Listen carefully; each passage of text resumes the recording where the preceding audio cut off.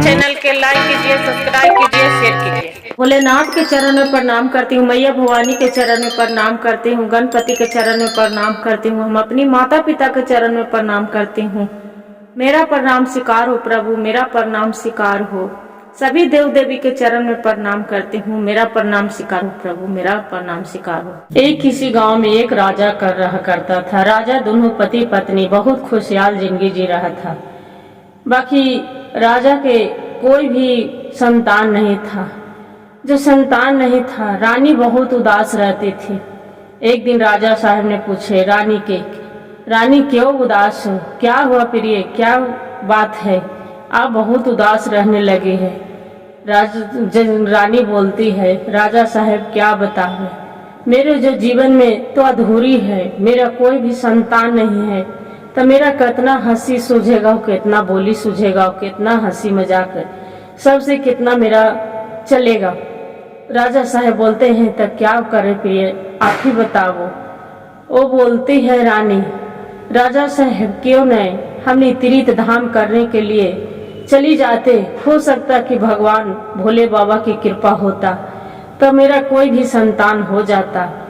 चलते हैं गंगा स्नान करने के लिए। कार्तिक आ गया, कार्तिक पुनिया जो नहाते हैं तो भगवान मनोकामना गंगा माता जरूर पूरा करते हैं। गंगा माई बोलते हैं ठीक है प्रिय, चलिए। राजा रानी दोनों निकल जाते हैं। जो राजा रानी निकल जाते हैं, चलते चलते रास्ते में एक ऋषि मुनि मिलते हैं। ऋषि मुनि मिलते हैं, पूछते हैं राजा के, राजन आप कहाँ जा रहे हैं? दोनों पति पत्नी, आपके चेहरे पर बहुत उदासी दिख रहा है। रानी बोलती है कि बाबा आपसे हम क्या कहें, मेरा दुख तो भगवान भी पता नहीं क्या मेरा कर्म में लिखे हैं, समझ में नहीं आता है। ऋषि मुनि बोलते हैं, बेटी क्या हुआ, क्या बात है, मेरे से तो बताओ। बोलती है रानी, बाबा जा रही हम गंगा स्नान करने, हो सके तो गंगा माई की कृपा हो तो मेरा जो गोद भर जाए। बाबा मेरा धन संपत्ति सब चीज है, बाकी मेरा कोई संतान नहीं है, क्या करें। एक मन करता है कि अपना प्राण हत दे, दूसरे में लगता है कि प्राण हतने से क्या मेरा कुशल पूर्वक हो, सब सही हो जाएगा, मेरा जीवन के कुशल जिंदगी हो जाएगा, क्या करें। बाबा ने बोलते हैं ऋषि मुनि, बेटी आप चिंता ना करो, आपको देखिए आपका 2 पुत्र लिखा है, आपका कौन सा पुत्र चाहिए? राजा साहब पूछते हैं कि ऋषि मुनि हम बात समझे नहीं, क्या बात है, मेरे खुल के बताइए। ऋषि मुनि बोलते हैं, राजन ये तो 2 पुत्र के मतलब एगो कुपुत्र है, एगो सपुत्र है। सपुत्र के मतलब है कि ज्यादा दिन इनका जिंदगी नहीं है, 5 साल के बाद ही दुनिया से चल बसेगा, आपको बेटा को साथ नहीं रहेगा। और जो कुपुत्र जन्म लेगा वो सब दिन के लिए बुढ़ापा तक जिएगा, आपको कौन सा बेटा चाहिए? राजा बोलते हैं, बाबा मेरा जो कुपुत्र बेटा जन्म लेगा वो भले जिंदगी भर मेरा जब तक जिएगा, जब तक वो जिएगा, बाकी जो कुपुत्र रहेगा रात दिन चोरी चंडाली करेगा, रात दिन मार धार दारू ताड़ी पिएगा, तो मेरा कितना जीवन खुशहाल रहेगा। बाबा ऐसा मेरा दे दीजिए पुत्र कि मेरा जीवन में भले सपुत्र दे दीजिए, ज्यादा दिन नहीं जिएगा, 5 साल तो रहेगा ना, 5 साल तो मेरा बांझ के मेरा निर्धन के तो धन में तो बदल जाएगा, मेरा पुत्र तो कहा पाएंगे ना बाबा। बाबा बोलते हैं तथास्तु। बाबा इतना कह के चली जाते हैं। फिर 9वें महीना बाद रानी के गर्भवती रह जाती है, वही दिन से रानी की गर्भवती रह जाती है। 9वें महीना के बाद बहुत सुंदर सा राजकुमार जन्म लेते हैं। राजा रानी देख के बड़ी मन मोहित हो जाते हैं कि हे भगवान कितना सुंदर भगवान मेरा गंगा माई जन्म दिए हैं। राजा के जैसे जैसे राजकुमार बड़ा होता है, राजा के मन में विचित्र होने लगता है। धीरे धीरे धीरे लड़का 3 साल के हो गया। रानी बोलती है कि स्वामी राजकुमार 3 साल के हो गया, इसका पढ़ाई लिखाई के इसका कुछ करना चाहिए। राजा बोलते हैं कि ठीक है, इसका ले जाते हैं काशी जी के घाट पर, इसका जाके वहीं पड़ी काशी जी में पढ़ाई लिखाई करवाएंगे। रानी बोलती है कि स्वामी, मेरे पुत्र के मेरे नजर से आप दूर करिएगा, मेरे कैसे हम रहेंगे पुत्र बिना। बोलते हैं कि कोई बात नहीं, आज न कल तो मेरा बच्चा तो आ ही जाएगा, पढ़ लिख के विद्वान बन जाएगा। राजा अपना पुत्र के लेके काशी जी चली जाते हैं। जो चली जाते हैं वहाँ बच्चे को गंगा घाट पर देख रहे हैं कि कार्तिक के महीना पुनिया है, सभी को ढेर मनी ऋषि मुनि सबको वहाँ बड़े गंगा माई के पूजा कर रहे हैं। जो पूजा कर रहे हैं अपना राजा साहब पुत्र के बोलते हैं, राजकुमार सभी को जितना ऋषि मुनि है, जितना सब देवी गंगा घाट के पूजा कर रहे हैं, सबके जाके चरण छुओ। जाके छोटा सा बालक 3 साल के चरण छूने लगता है। जो चरण छूने लगता है सभी देखो ऋषि मुनि बहुत खुश होते हैं, खुश होते हैं, बोलते हैं कि तथास्तु, जुग जुग जियो। जे इतना कह के जो इतना बात सुनते हैं सभी को जाके चरण छूते हैं। कोई एक माता रहती है, बुढ़िया माता, उसका जाके छूते हैं चरण, बोलते हैं बेटा जुग जुग जियो, तोरा नहीं तो भगवान एक केस न टूटे। इतना करके इसका एक ऋषि मुनि रहते हैं, बहुत अगम जानी जानते हैं महात्मा जी, वहां जाके फिर चरण छूते हैं, बोलते हैं कि बेटा चिरन चुरगुम, आपको जुग जुग जीना बेटा। इतना कह के जो इतना बात सुनते हैं राजा मन में उदास हो जाते हैं। 4 साल बीत गया, राजा उदास हो जाते हैं। ऋषि मुनि पूछते हैं कि क्या हुआ राजन, आपका जो बच्चे के हम आशीर्वाद दिए, आपके तो मन उदास हो गया, क्या बात है। बोलते हैं राजा साहब कि ऋषि मुनि आपको क्या कहें बाबा, मेरा पुत्र के ज्यादा आयु नहीं है, मेरा पुत्र के मात्र 4 साल बीत गया, 1 साल आओ है, मेरा पुत्र ज्यादा, मेरा भगवान एक पुत्र छीन जाएगा। ऋषि मुनि मन में विचार करते हैं कि ये बच्चा के तो हम आशीर्वाद दे दिए हैं कि जुग जुग जियो, फिर चिरंग हो जाओ, तो ये बच्चा के तो ये भगवान कैसे छीन सकते हैं। राजहंस के बोलते हैं राजा साहब के ऋषि मुनि, राजन एक काम करो, ये बच्चे को मेरा दे दो। बोलते हैं कि बाबा आपको हम बच्चे को दे देंगे तो हम आपको बच्चे बिना कैसे हम रह सकते हैं बाबा, कुछ दिन तो मेरा बेटा मान लिया साल भर जिएगा, बाकी मेरा साथ तो रहेगा ना बाबा। ऋषि मुनि बोलते हैं कि बेटा आपको जो हम कह रहे हैं राजकुमार के मेरा दे दो, इसका आप कौन बोल दिया है कि इसका 1 साल के आयु है, ऐसा मन में विचार न करो। राजा साहब सोचते हैं कि सही बात है, ये जो ऋषि मुनि के आशीर्वाद मिला है, राजा ऋषि मुनि के जो हम बच्चे को दे देंगे, पढ़ लिख के विद्वान हो जाएगा। राजा साहब क्या करते हैं, राजकुमार के ऋषि मुनि के दे देते हैं, देके और वहां से राजा साहब चल देते हैं। ऋषि मुनि जाके वहां ब्रह्मा जी आते हैं, वहां नारद जी आते हैं, नारायण नारायण नारायण करते। ऋषि मुनि बोलते हैं कि राजकुमार नारद जी के जाके चरण छुओ। जाके ऋषि मुनि भी नारायण नारायण करके उनको भी प्रणाम करते हैं।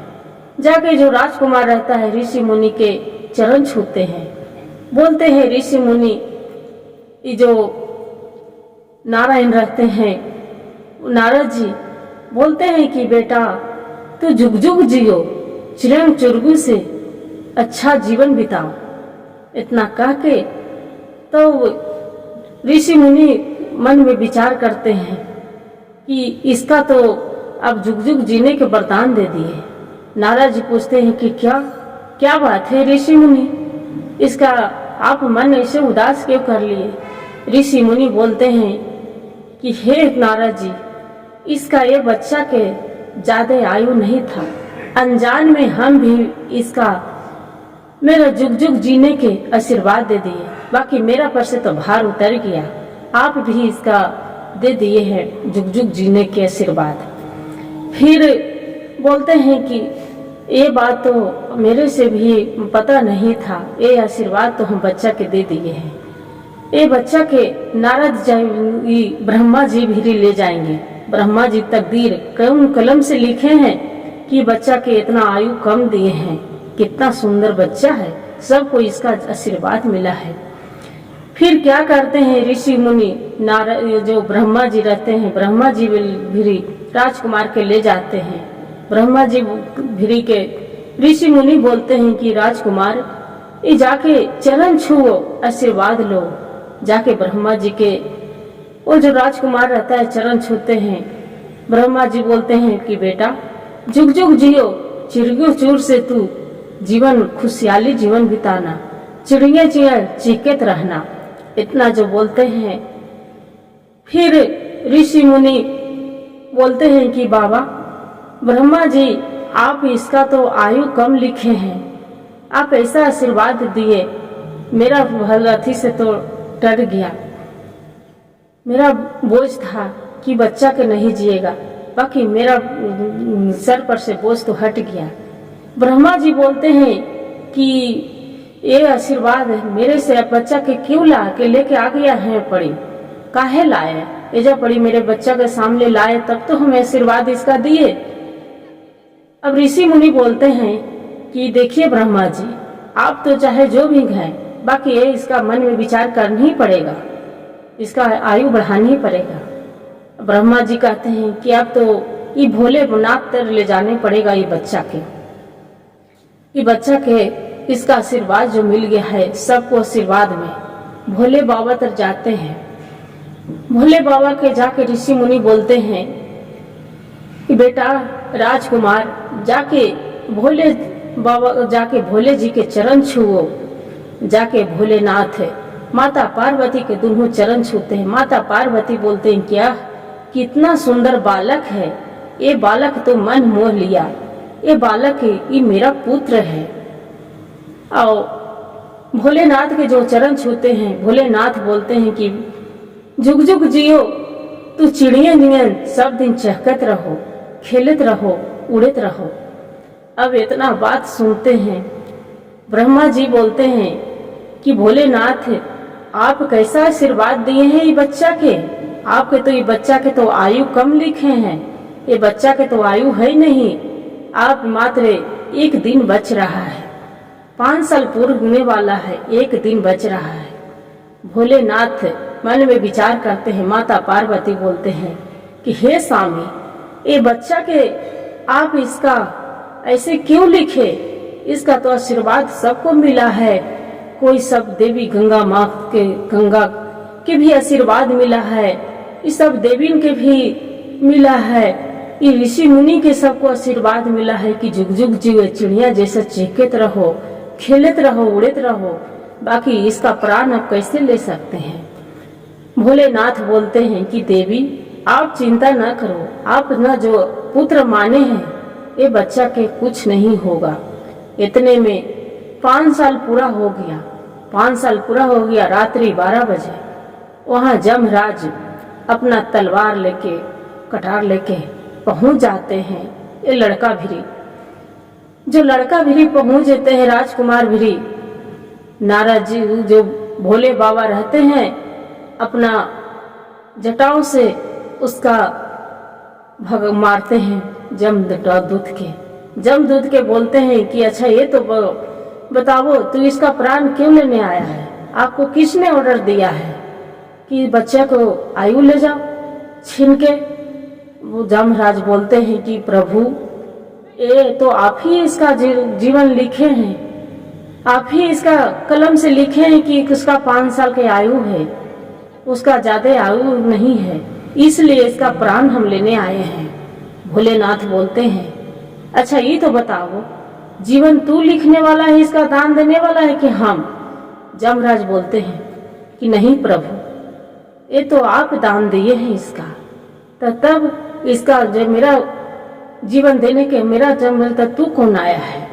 इतना करके वो जमराज अपना जमदूत चली जाते हैं। भोलेनाथ उसका बच्चे के आशीर्वाद देते हैं। ऋषि मुनि कि बोलते हैं कि हे नाथ है, आप तो देवों के देव महादेव हैं, प्रभु आपको तो जीवन बदलने वाले हैं, ये बच्चा के कैसा जीवन बदल दिए। ऋषि मुनि वो भोलेनाथ बोलते हैं, ऋषि मुनि ये तो बताइए, ये बच्चा है मेरा पार्वती, इसका अपना बेटा पुत्र माना है, भला उससे हम कैसे छीन सकते हैं। ये पुत्र के नहीं, बच्चा के नहीं छीन सकते हैं। ये पुत्र ये जाके धरती लोक पर बढ़िया चिड़िया नहीं चुकचुकाते रहेगा, खेलते रहेगा, अपना जीवन में भविष्य में आगे बढ़ते रहेगा। इतना कह के और ऋषि मुनि अपना राजा के लाके बच्चे को दे देते हैं। बच्चा के अपना देख के लड़का के राजकुमार के राजा रानी बहुत खुश होते हैं। जो बहुत खुश होते हैं, लड़का राजकुमार 12 साल के हो गया। ऋषि मुनि बोलते हैं कि राजा साहब अब इसका विवाह कर देना चाहिए, विवाह कर देंगे, आपका बहू आ जाएंगे, आगे के कुल खानदान चलने लगेगा, जो वंश हो जाएगा। तब राजा साहब उसका लड़का के राजकुमार के विवाह कर देते हैं। ओकरा बाद में राजकुमार के बहुत सुंदर सा एक लड़का भी उसका भी पैदा ले लेता है। उसके जीवन से आगे के बहुत तरीके होते हैं। तो देखिए गुरु बहन, भगवान कैसे भोलेनाथ जीवन पलट देते हैं, पता नहीं चलता है। हम एक तो आम इंसान है। ऋषि मुनि के सब होते ही कहते हैं कि कोई बाबा को मिले सबको आशीर्वाद, किसी को घरगथी नहीं होता है। बावन कोई भी रहते हैं वो आशीर्वादे देते हैं, किसी को चरण छू लो, प्रणाम कर लो तो आशीर्वादे देते हैं। हर हर महादेव, घर घर महादेव। गुरु भाई गुरु बहन, जो मेरा कहानी अच्छा लगे तो वीडियो को लाइक और सब्सक्राइब शेयर जरूर करिएगा। हर हर महादेव कमेंट में लिखना ना भूलिएगा।